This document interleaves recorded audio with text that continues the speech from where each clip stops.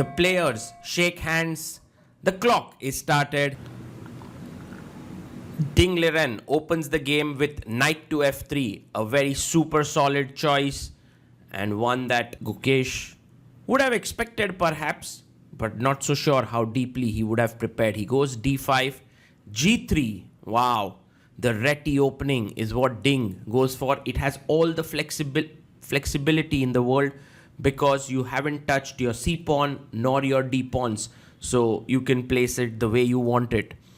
Now the bishop comes to g2, and let's see what Gukesh plays here. He has taken the center, and with knight c6, ooh, he's going for the reversed King's Indian. If you castle, I can go e5. But Ding is like, I'm going to play the reversed Grunfeld. He plays d4, and takes will be met with knight takes. So Gukesh tries to be very solid. He goes e6. It makes sense, this move, e6. And black takes. The reason why this move is colors. So rather than being over ambitious here, Gukesh is trying to be solid with this structure, but Ding is going to strike at some point with c4, knight g. He goes pawn to c4. And now Gukesh takes, knight takes d4. Queen takes on d4. And the knight jumps in to c6. Gukesh, where exactly it can go to f4, e3, d2, d1. He goes to d1. Gukesh must push his pawn forward. And he does it. Pawn to d4. This is a very strong pawn. But if you look at the development, black is lagging behind. His king is in the center. The bishop is not yet developed. The rook is here. He plays bishop to c5. And now the d4 pawn is under pressure. He takes it. Pawn takes d4. And he takes back with the bishop. The bishop is nicely centralized here. The knight comes out to c3. And now taking here is not a good idea, because after takes, the rook gets an open file. The bishop gets this important diagonal. So Gukesh calmly castles it out and tells Ding, what is your plan? And Ding does jump to b5. Now e5 would be a nice move here. Pawn looks pretty good here. But Gukesh comes back. Ding coming back in and now playing his pawn to b3. Maybe. Well, so b3, a6. The knight comes back to c3. And now Gukesh, what is his move going to be? He goes bishop d4, attacking the knight on c3. Queen comes to c2. Oh, he goes bishop b2. He doesn't play his queen here. He goes bishop b2, defense here. And e5. Gukesh has now centralized his bishop, but in that process, he is giving up the d5 square here. Bishop to e6. So slowly and steadily, you can see the black pieces coming into good squares. The knight jumps in to the center. Knight to d5. This is hanging.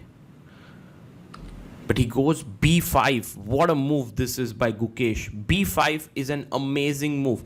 So you could have played even a little bit calmly. You could have taken here. Maybe tried to bring your knight in. Although f4 is quite irritating there. But b5 just destabilizes the knight on d5. He takes the pawn, which is not particularly a great idea. But I think Ding has found a way to equalize the position. His idea now after ab5 is to move the knight away, attack the knight here. Yes, knight to f4, nice move played. And now c6 is hanging. Well, he plays e takes f4.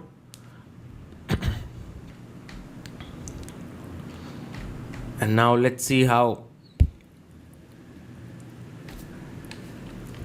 bishop takes c6, attacking the rook. And Gukesh takes on b2. We are having mass exchanges here in the position. So it is slowly and steadily heading towards a draw. And tie breaks look very likely. Rook comes to b8.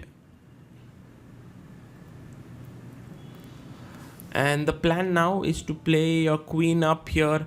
There's one small thing which I feel that black has in this position, which is that after, let's say, take, black is going to push the pawn to b4 and clamp two of the white pawns. Bishop f3, he moves back. Maybe bishop d5 was much more prudent, trying to trade more pieces.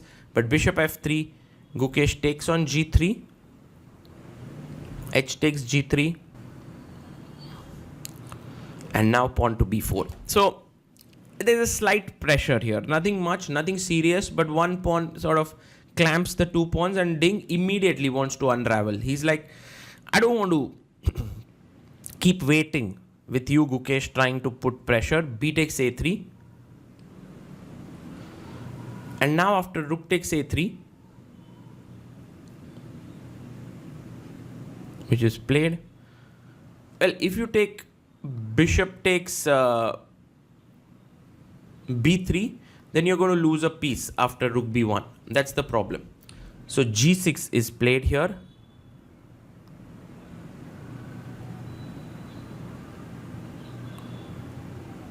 And the queen comes up to d4. So Ding is like super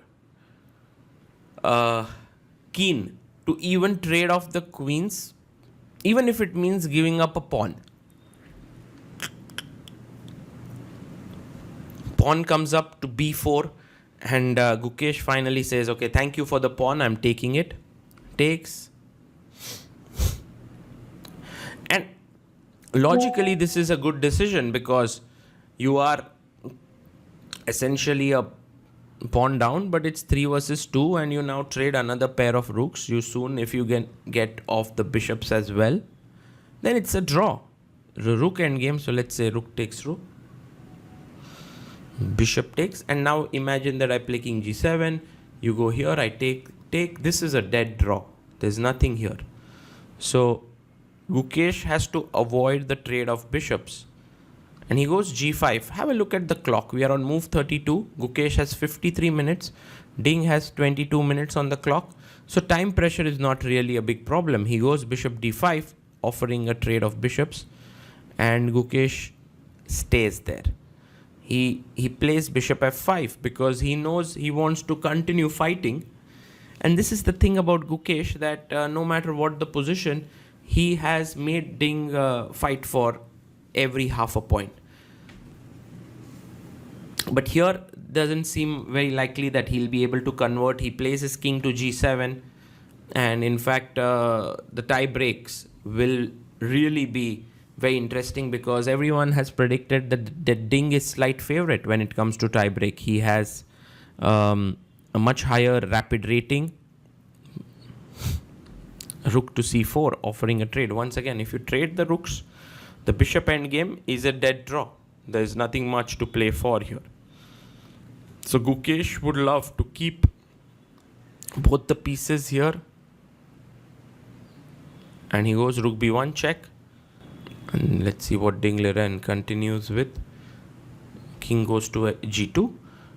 And now he's trying to go bishop e4. Once again to trade off the bishops.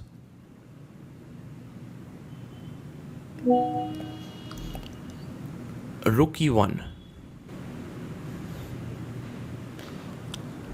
And the rook goes to b4.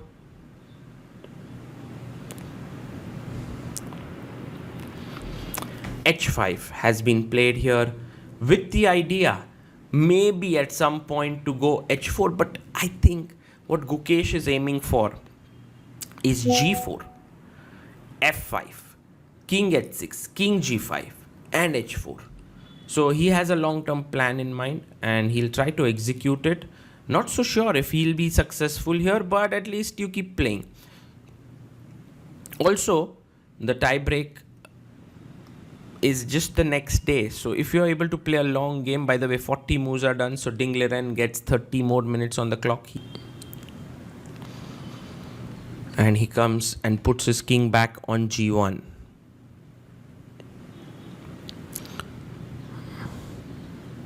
I'm a little bit in awe of how Gukesh is playing here because, you know, most of the players would already have lost the intent to play on. You know, they would continue, but not with this laser sharp focus that Gukesh is showing. Pawn to g4. I think this would be one of the strategies of Gukesh before the World Championship match, that let's fight till the bitter end in every single game.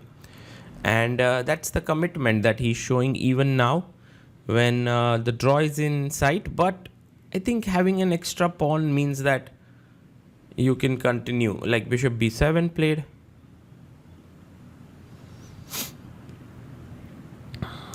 And now the king comes up to g5.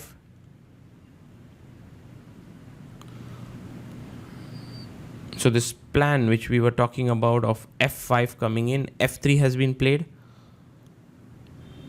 And that's a good move by Ding actually.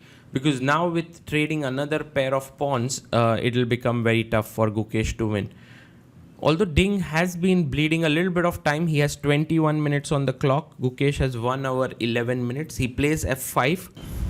You can push your pawn to f4, but I think Ding wants to simplify. So taking on g4 makes a lot more sense. So fg.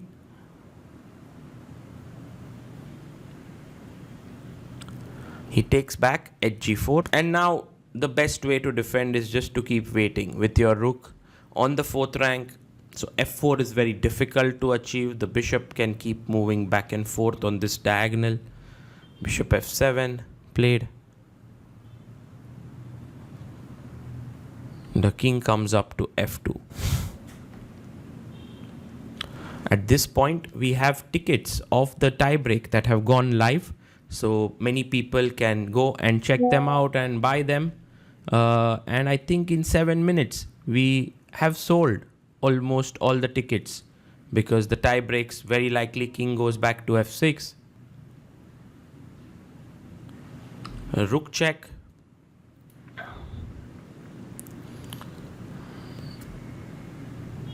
And whether Gukesh, he goes g5 back.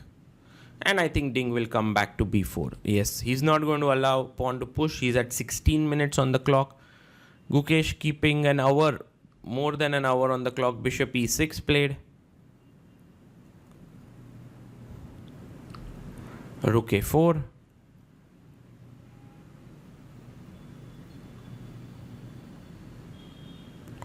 And now rook b2.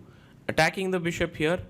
Well, if you move your bishop here to c6, that would be nice. But bishop a8, also a nice move. Just putting the bishop in the corner of the board. The only thing is the bishop now can move only on this diagonal, king f6. Not that it matters much. Rook f4 played by Ding. Another good move. And let's see what Gukesh plays here. He goes king e5. Ding takes a sip of water. 9 minutes on the clock for the remaining game. Gukesh has 1 hour 7 minutes. He plays rook f2. And it's a huge blunder. It's a huge blunder. Let's look at Gukesh's expressions here. He tries to focus here. And now takes the rook. Rook takes f2. And Ding knows he's blundered. Look at Ding there. Bishop d5 played, offering a trade of bishops there. He looks at Ding. And now a bishop trade cannot be avoided. That is the main problem of having the bishop there. And this is a lost king and pawn endgame. Unbelievable turnaround. Walk that he does. King comes up to e3, but this is over. King will come to e5. And he will push back. The white king here is going to throw in the towel here. He pauses the clock. He resigns the game. Gukesh is the world champion. Look at Ding congratulating him. Look at Gukesh. He's smiling. He can't believe he's become the world champion here.